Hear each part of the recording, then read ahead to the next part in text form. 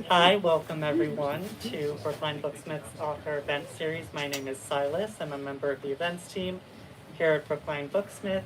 If you're familiar with our store, welcome back. If this is your first time joining us, welcome. Few housekeeping notes. Thanks for keeping your phones on silent. If you pre-ordered a book or you'd like to buy one after the event, you can pick it up at the desk in the back. There will be time for a Q&A, so definitely get your questions ready. And thank you for being a part of our community today as we celebrate the release of Lost Objects, 50 stories about the things we miss and why they matter with editor Joshua Glenn and contributors Alex Gerasev, Seth Mnookin, and Dante Ramos. And Josh will introduce his contributors. So I'm lucky enough to introduce Josh, who is a Boston-based consulting semiotician and co-author of the Adventures Glossary, the onboard series of activity books, and significant objects.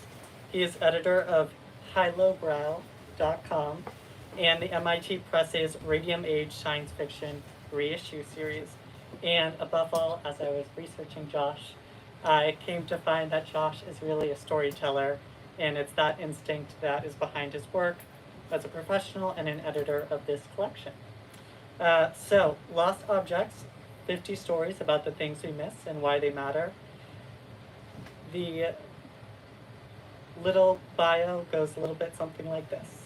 As much as we may treasure the stuff we own, perhaps just as significant are the objects that we have in one way or another lost. And what is it about these bygone objects? Why do they continue to haunt us long after they've vanished from our lives?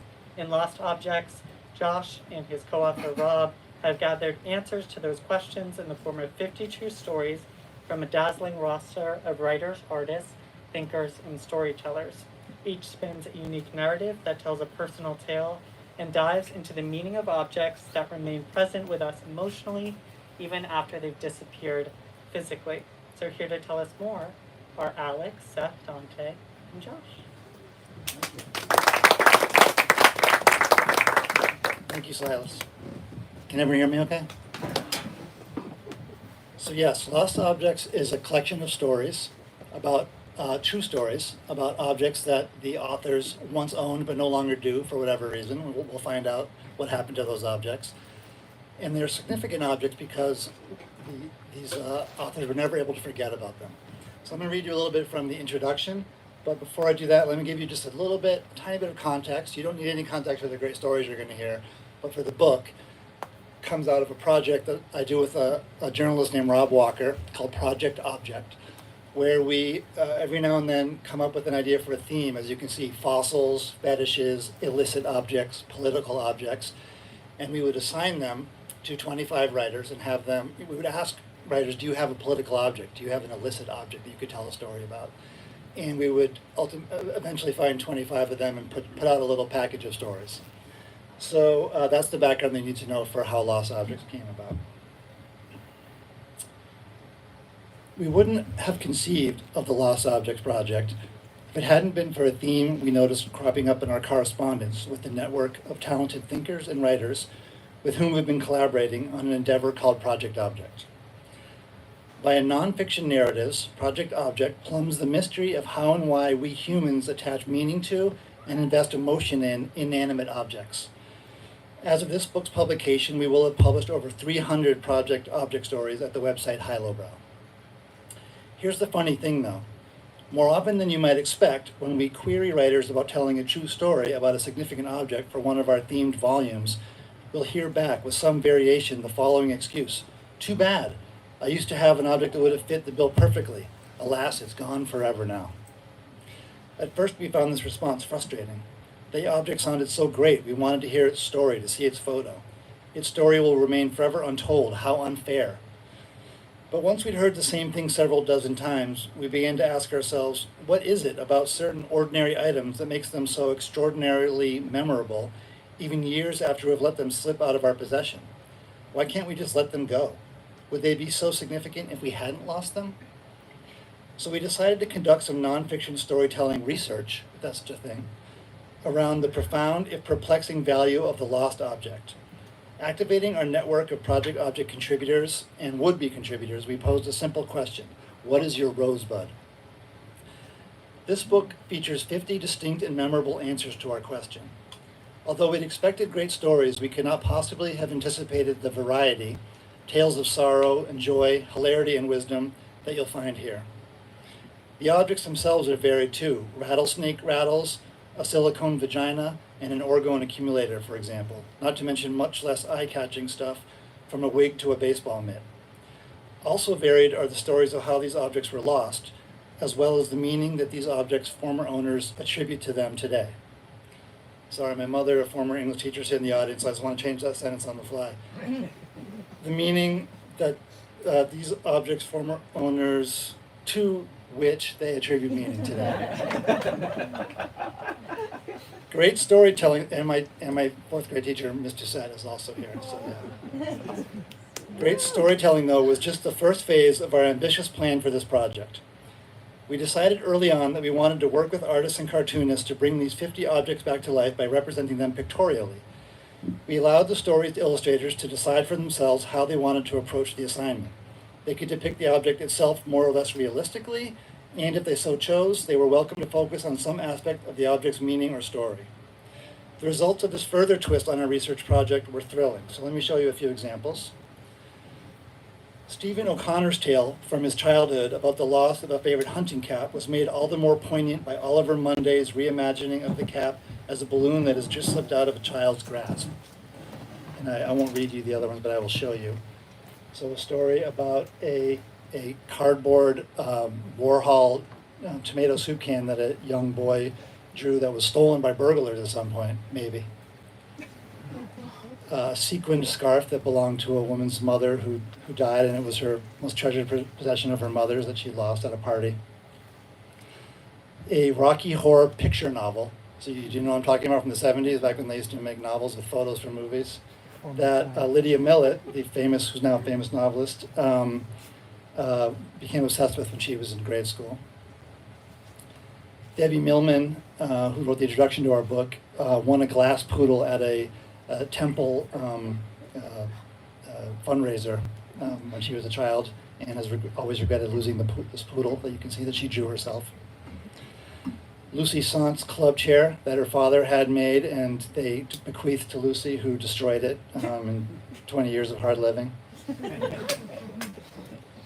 Ben Couture's carrying case, which he didn't realize until he was an adult that that was his grandmother's jewelry case. He thought it was a case specifically made to put his toys and pocket knives and stamps and things in. And that's a story and art by Ben Couture. So we also have some of our authors here today, including Seth Mnookin, who's going to go first. But let me just wrap up here this introduction by saying these and other story illustration combos added up to a whole that was greater than the sum of its parts. What we had succeeded in doing, thanks to our generous and talented contributors, was to conjure up these lost objects from whatever abyss they'd long ago vanished into, from whatever abyss into which they had long ago vanished, so that we could commune with them. It was a necromantic triumph. After we'd received just a handful of the illustrations, we knew that we wanted Lost Objects to be a book, and we're grateful to Hat and Beard, our publisher, for making this wish a reality. So let me introduce each author as we go.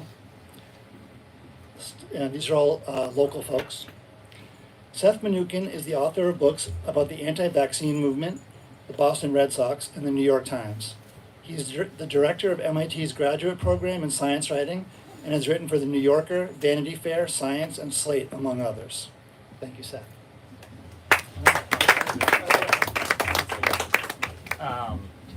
This might be easier. Can people hear me? Okay. This might be easier because now I can't see my parents, who did not know this story before they were invited tonight. And before I start, this will not be the first time that I completely missed the instructions or directions for an assignment, because this is definitely not my rosebud or something that I am sad to have lost by any stretch of the imagination, but it is an interesting story. One other thing, just to make a pitch for this bookstore, please buy lots of things while you're here, including this book, but also other books. Independent bookstores are hugely important in our community. So, 22 Revolver. I hadn't had any ambitions to own a gun when my best friend asked me to confiscate his stainless steel J-frame revolver. He picked it up while doing a drug deal in Dallas and hadn't done much more than fire it into the earthen wall in his basement. Then, one night, while tripping on 2 hits of orange microdot acid, he couldn't stop thinking about what it would feel like to shoot himself in the stomach. I agreed to take it from him, but on the condition that he not give me any ammo. Even at the time, as an 18-year-old kid living in the suburbs, I knew it was not an impressive piece of weaponry. The barrel couldn't have been longer than an inch, and the whole thing was small enough to fit in the palm of my hand. Instead of a proper grip, there were 2 ribbons of metal that formed a U in between the hammer and trigger. Presumably, it was possible to buy something more substantial that would snap into place. I kept it with me for the next 5 years and packed it away with the rest of my possessions when I moved to Manhattan in the fall of 1994. Within a few months, I'd become addicted to heroin. The following year, after I'd overdosed a few times, my father, nod to him in the back, came to bring me back to Boston. Not long before we left my apartment for the airport, I asked a friend of mine to get rid of the gun for me. I assumed he'd throw it into the East River or drop it off in a police station during one of the city's gun amnesty days. About 6 months later, I got a call from a detective in the NYPD's 9th Precinct. My friend had, in fact, turned the gun into the police, but he'd done it by walking into a station house on a random afternoon and announcing he had a weapon he wanted to get rid of. "Your friend said he got this from you," the detective told me. I said that was true. "Did you know it's been traced to an armed robbery that was committed in Texas 6 years ago?" he asked. I did not know that. I'd never been to Texas, I said. And then I proceeded to explain how I'd gotten the gun and how my friend and I were no longer in touch because I'd become addicted to heroin and I was trying to get clean and thought he might have been a bad influence on me. And besides, the last I'd heard, he was living in Spain and maybe working as a house painter. I was dripping sweat by the time I finished talking. The detective didn't say anything for what felt like an unbearably long time. "That's your story," he finally said. "That was the truth," I said. And then I said that I wasn't claiming I'd never broken the law. And yes, it was true. I'd been arrested twice, actually, although one of those was when I had been a minor, and it was wiped off my record. But I'd never been involved in armed robbery, and the thought of violence made me queasy. By that point, I'd started to wonder what it would feel like to detox in jail. "Okay," he said. "I'll let you know if I need anything else." And then he hung up. It took me 2 more years to get sober. I never heard from the detective again. Thank you,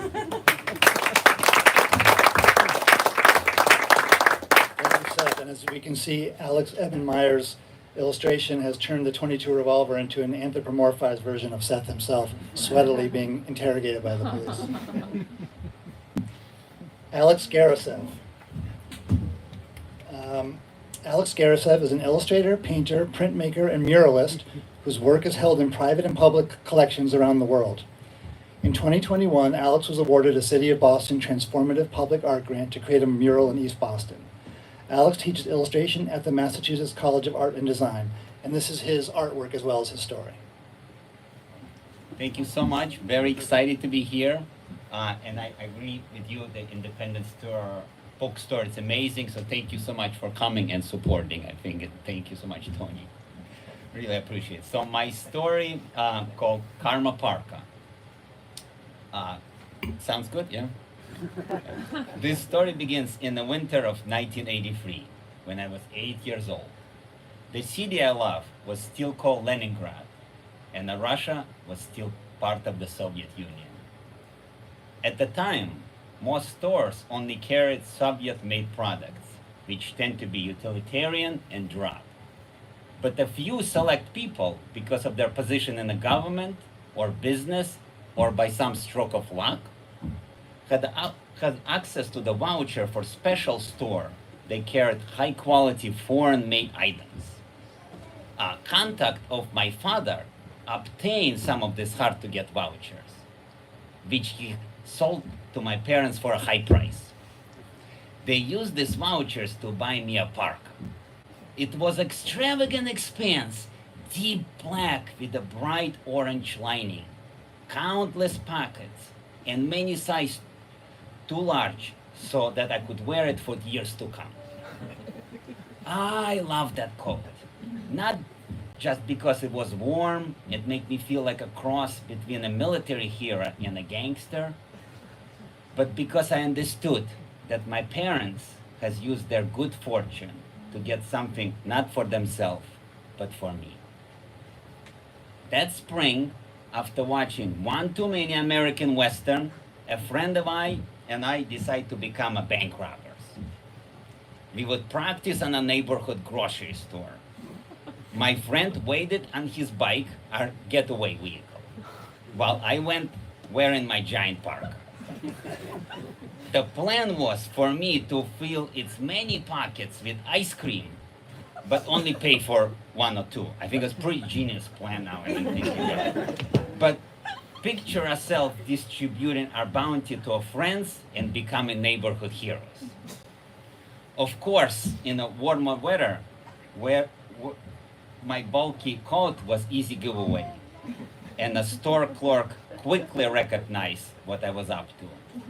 And my friend, that's questionable, right, abandoned me, and I was detained until my parents were summoned. I still remember, right, I remember every single moment. Each time I put on the parka after that, my shame feels fresh. But I have no choice but keep wearing it as for as long as it fit, even after I become a teenager. It was years before I could face going back to the store. Sometimes my guilt caused me imagine I was being followed as I walked to school. But on many days, while I stood in line for bread at shelves that might be empty, I would fantasize about what might have been if I haven't been caught. One night, as I slept in our summer house, someone broke in and stole the coat. In a way, it was a relief, but also made me sad. The coat had keep me warm through many winters and also taught me a lesson about right and wrong. To this day, when I found myself considering doing something I might regret, which has happened quite often, I remember that beautiful parka and my parents' sacrifice, and I feel a chill. At the same time, I cannot help but be little mad at the store clerk who cut my short life of crime. I would have been good of being bad.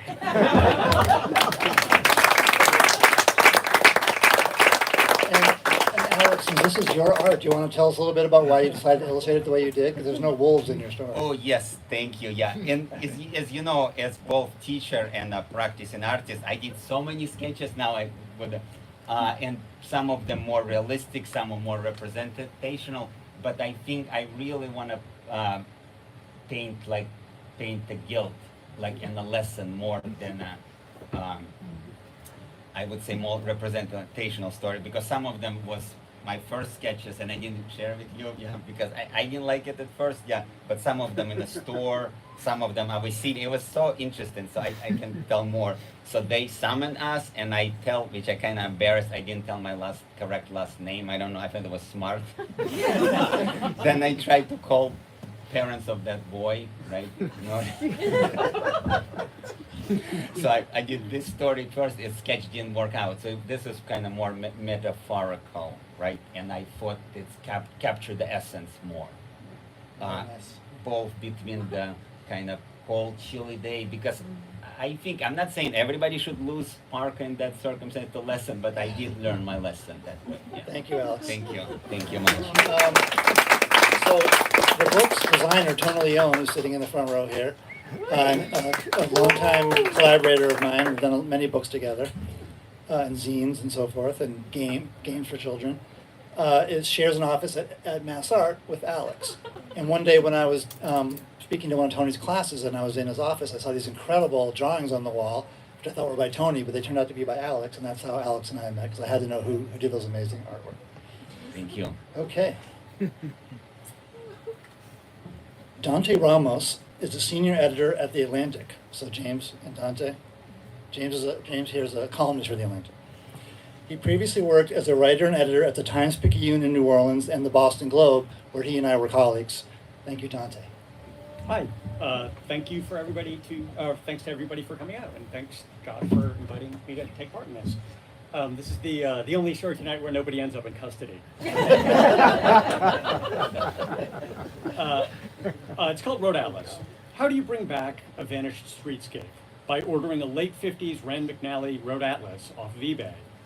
It was 2001 or so. I was settling into my second half decade in New Orleans and trying to understand that city better by finding out how it had once looked. I'd noticed the two Howard Avenues that ended on either side of the major expressway through the city.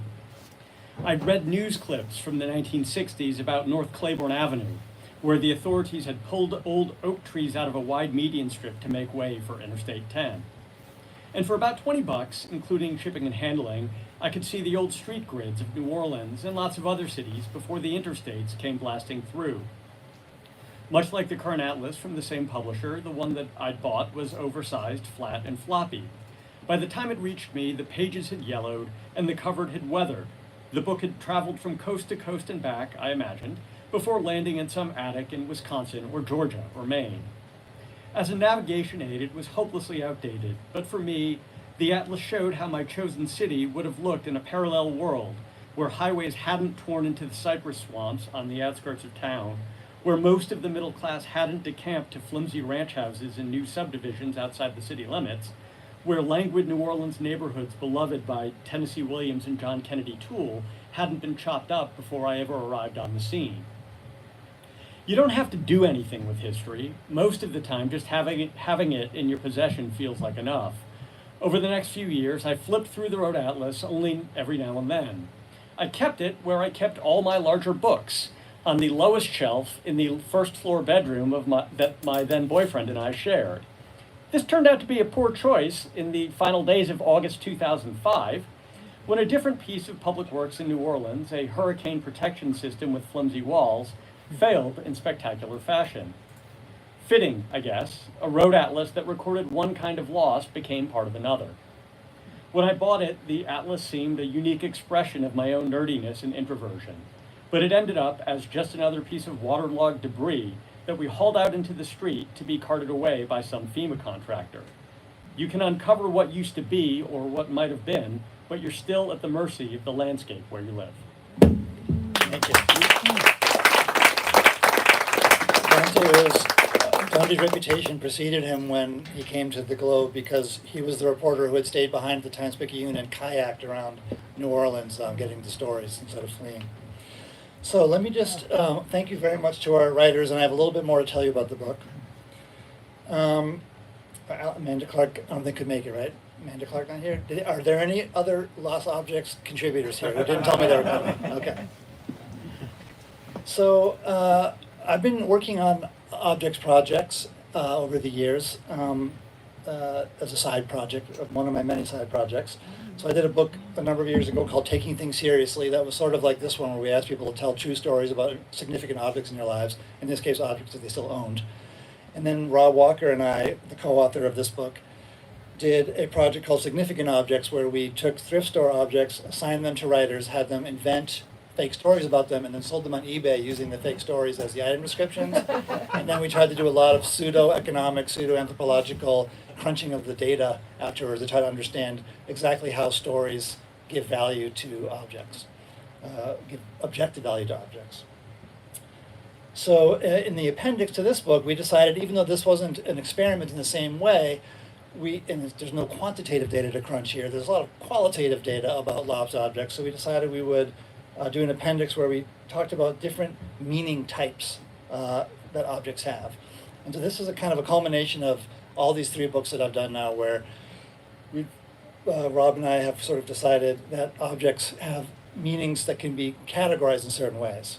So for example, fossils are objects according to our object meaning typological schema that bear witness to a vanished era or a way of life, or including your childhood. A talisman is an object that has magical power, is lucky, or alive. So think about your own significant objects as I'm going through these categories, not just your lost objects. An idol is an object of intense contemplation, which may be used in rituals. A totem is a tutelary spirit from the natural world, animal, vegetable, or mineral. Evidence is an object that has played a role in a crime, like a couple of the ones we heard about tonight, or historical event, including Hurricane Katrina, so that would count there. An icon is an object whose attributes subtly compel you to interact with it in a prescribed way.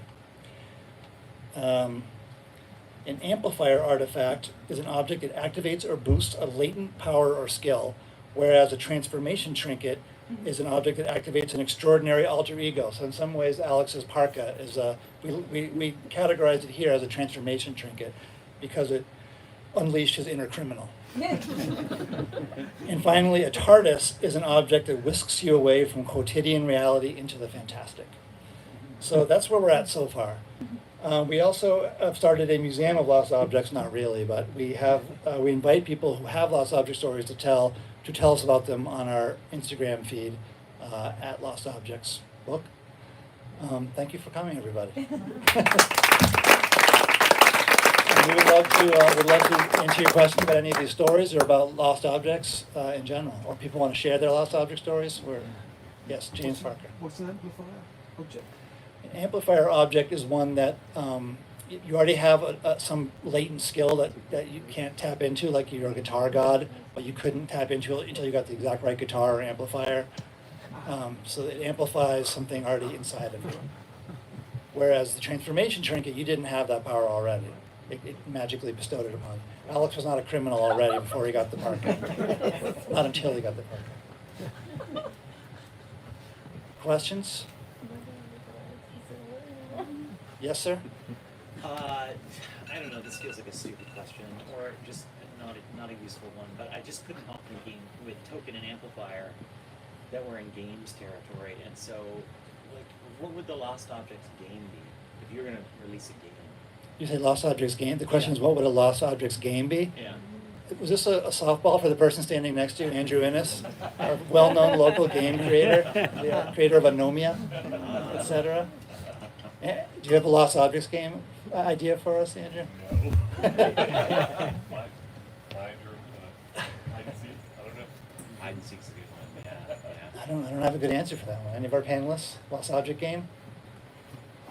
You mean what game would be Yeah. a lost object? Or I if guess we so. were It would gonna involve play- lost objects.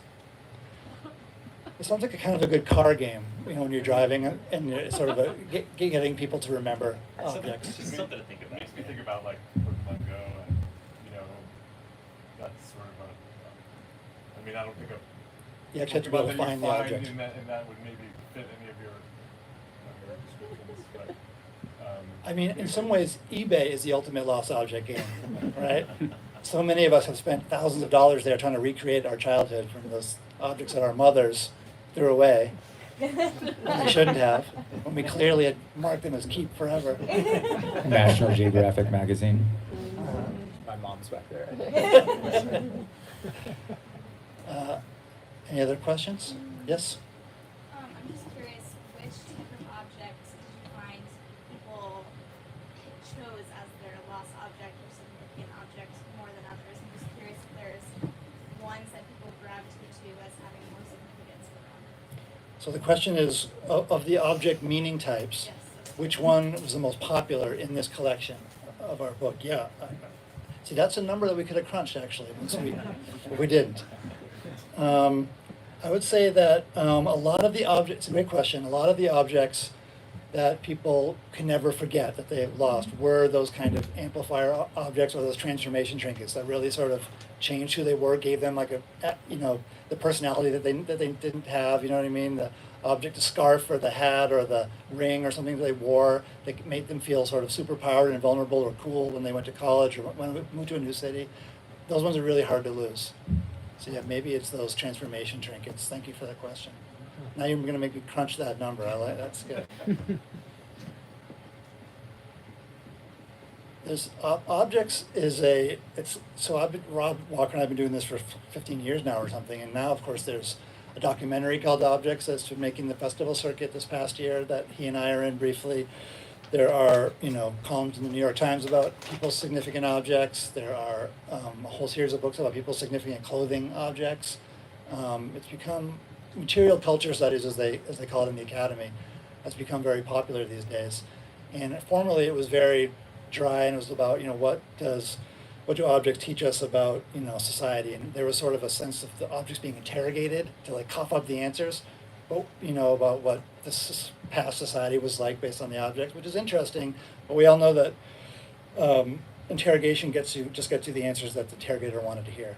So we're interested in another kind of, storytelling questions where we're sort of gently coaxing these objects to tell us their stories. Yes, Andrew? Were there any, just sort of along the lines of the last question, were there any, not like in terms of your,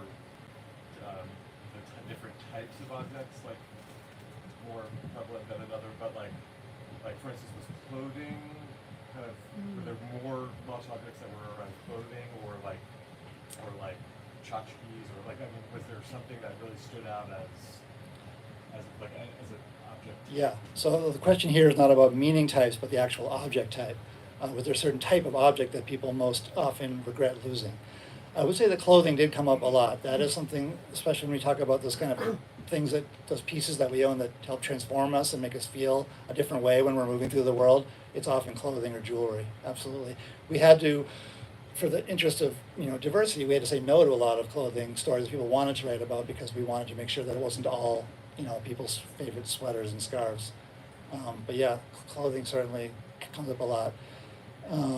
Other than that, I don't know if there's another type of object that was certainly not like kitchenware or anything like that came up a lot. Yeah, probably clothing. Sir? Were there any other illustrators and object losers that, or is it just Alex? Oh, yes. So the question is, were there other people who did both the illustration and the story? Yeah, there's a handful. So Alex Gerasev, Gary Panter, one of my favorite artists, joined the book at the last minute. Debbie Millman, who wrote the introduction and wrote a story and did the art as well. Tony, who else did both? A few people. Ben Kachor, the cartoonist. A small handful of people. Mark didn't write here. No, he so Tony and I we do a lot of projects together, a lot of illustrated projects, so we work with a lot of artists, and some of them do have really good stories to tell. So we do try to use artists as storytellers, and not just as illustrators when possible. Kristen? Are there stories about broken objects and like trying to hold on to the broken object? Like I've got a tile from my grandmother, a Swedish tile, and it breaks all the time. And we keep trying to do it and very heroically trying to help me save it, and it just wants to be broken. But I'm like, anyway. So the question is, stories about broken objects. I think that could be one of our themed volumes. I like that one. That sounds like your next book. Yeah. Beautifully repaired and then broken again objects. The object's trying to be a lost object, but you keep bringing it back. Exactly. Yeah. Tony. Josh. So I came into the project after you had already commissioned the art and the illustration. And we talked about this a little bit, but were there any, what was it like for you for those stories where you did commission an illustration when those illustrations came in? Were there any, did you ever have to send anything back for revisions? Were you surprised by what came in? Like what, in cases where it wasn't like Alex, where he was illustrating his own story, when it was an interpretation of the story. What was that process? All right, this is a real nitty-gritty process question from Tony, who's not only a very talented graphic designer, but a professor at Mass Art, so he likes to get into the process question. So the question is, did we have to go through a process? Because obviously as an editor, I go through the process with the writers all the time. Did we have to go through a process with the illustrators? I think in some cases, some folks, we didn't ask people to send us sketches first. Some people did anyway, which was great. But not everybody did that. Sometimes they would sort of tell us what they were thinking of doing, but because we paid very, very small amount of money for this, we couldn't really require people to go through a long process with us, which does kind of gets to your question of, was there any kind of process? I would say in a couple of cases, where we thought that there was kind of a swing and a miss, like we couldn't understand what they were trying to get at all, but not very much. People did a great job, yeah. Is that Joan? It is. Hi, Josh. Hello. I was wondering, what are the demographics of the storytelling group, and were you ever thinking about doing this project with a particular group of people for some purpose? Okay, another numbers crunching questions. You guys need to talk to each other. So this is a question about the demographics of the storytellers. Was there a particular age group or other kind of demographic group that we were reaching out to? I would say no. I mean, I'm sure we skew towards people more or less our own age because that's kind of who we know, sort of the first group of people. But in general, we always try to be as diverse as possible with these projects, and we don't try to just keep drawing from our own group of friends all the time. So we're always asking people, do you know anybody? We cold call or cold email writers and artists all the time. Probably of the 50 artists in this, probably 30 of them I never had any contact with before. We just, I literally bought a book called the 100 Best Designers Working Today, and I just cold emailed all of them, asking if they would be involved. So I don't even know what the demographics of everybody in the group. But yes, so there was no intention to have it be any particular age group. But yeah, I do think that one of my ideas for a future volume of stories would be sort of get more demographic, like college kids objects, children's objects, people in their 80s objects. That would be really fun. But no, yeah, we didn't try to do that this time. Okay? Yes? Did you say we could tell a short story? Oh, yeah. Because Keep it short, though. We know people are Brookline Booksmith with long ass stories. So I had early in our relationship, we've been married 4 years. He also taught at night. Do you want to stand up? Would you mind? Okay. So everyone can hear you? All right. So we're going to hear a lost object story. All right. So my husband, who was not my husband then, had written me some love letters, and he had painted all of the envelopes, and they were beautiful. And so I saved them, of course, the letters and the envelopes, and put them in a box. I had made jewelry, wedding rings for someone, and they paid me by making this beautiful box. So the box was important, and the contents were important. And someone broke into our apartment in East Boston. It turned out, junkies had broken in, taken the box. It wasn't me. And they were known to our landlord, but nothing could be done. Anyhow, I just always wondered, like, did they just look through it and throw the envelopes out? And I looked through the neighborhood to try to find envelopes because I really wanted them, but here we are, 40 years later, and I have the artist. So.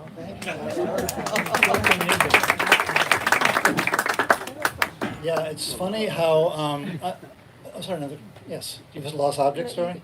I don't need to interrupt. Well, my only comment I was going to make was that in the several years that Rob and I have been doing these various projects, sometimes the container that holds the precious object is what's more significant than the object. So we had one woman who was a designer who designed a CD cover that she won a Grammy for. But she wasn't impressed by winning a Grammy for design. It felt silly to get a Grammy for something that you did for design, not for music. So she just put the Grammy itself in kind of a box of junk. But there's this beautiful laser cut foam that exactly was the shape of the Grammy that she has that proudly displayed. Susan? I was just going to ask, what did you hear from the writers when they saw the artwork? Did you hear anything interesting? Oh, that's or a good what did question. you guys think when you saw the pieces? So the question is, what did the writers think of the artwork? When the books come out, I think art was amazing. Very impressed. Dante and Seth, what do you guys think?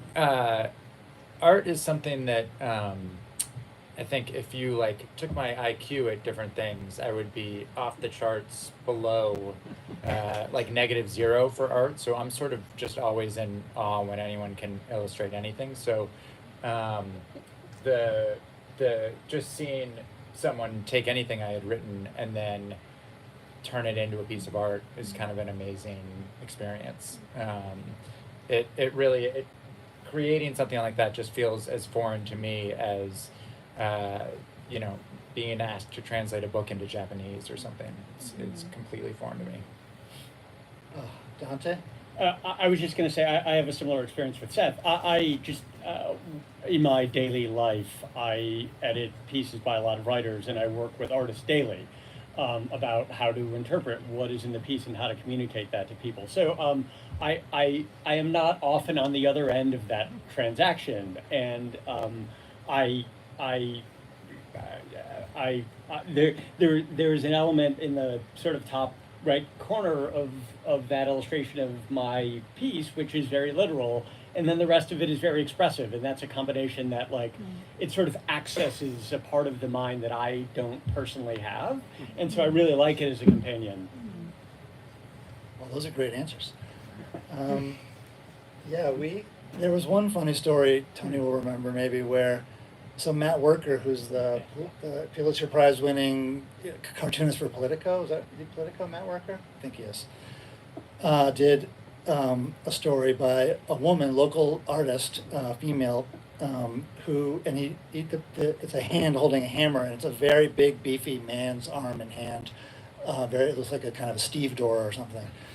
And we weren't sure what Heather would think of that art, so we asked her, is there anything you would change about the art, Heather? And she started kind of saying, well, you could art trick it this way, and she started talking about the colors and the textures and so forth. She didn't care at all about the gender piece of it. So it went through that way. But there was a few things like that, I guess. Very fun to work with artists. Was there any interaction between the writers and the artists? The question is, were there any interaction between the artists and the writers? No, only in the cases where they were, I think, only in the cases where they were the one and the same person. Who knows? He talks to himself. Yeah. In some cases, once we got the art, we ran it by the writer, but not very often. Only if we thought they might be offended or something was weird about it. I love all these questions. Thank you. Any other questions? Andrew. Did anyone find their object? Oh, okay. Yeah, that's a good question. Did anyone find their lost object after the book came out or after they wrote it? We have had some funny things like that over the years where something technically became not lost anymore, or they had it and they did lose it. Yeah, I think because some of these objects, the second appendix in this book is all the different ways that the objects can be lost. So, for example, there's, and Rob did this appendix, the left behind, so objects that we moved, or we were at a bar or something, we left something behind, discarded, so we purposely threw it away and then we regretted it later. The other lost, which is kind of the harshest one, where someone else loses your object, right? Because then there's like some rage there. The stolen, of course, and we heard a stolen story tonight. The ruined, so objects ruined thanks to natural causes or acts of God, like Dante's Atlas. Not ours to lose is a very guilt-inducing one. That's where it wasn't your object. So if you think, the woman who had her mother's Turkish scarf and lost it, not only is bummed out that she lost this object she loved so much, it was a transformation trinket for her and really made her have this different personality that she was really enjoying, but she feels really terribly guilty because it wasn't hers. The bad penny, objects that you thought you got rid of and they come back, like Seth's gun. They show up again when you don't want them to. And then the most well-represented loss category is the black hole, when we just don't know what happened. So I do think that one is, there might have been at least one object that kind of came back out of the black hole since we did the book. Because some of those are just in somebody's junk drawer in the attic, and they think they lost it, but they haven't actually lost it. But what's the difference? Any other questions? We're here all night, so you're actually not allowed to leave until everybody asks a question. We're doing pretty well. I have a recent lost object story. Oh, tell us your story. So I don't know if there's any other teachers here that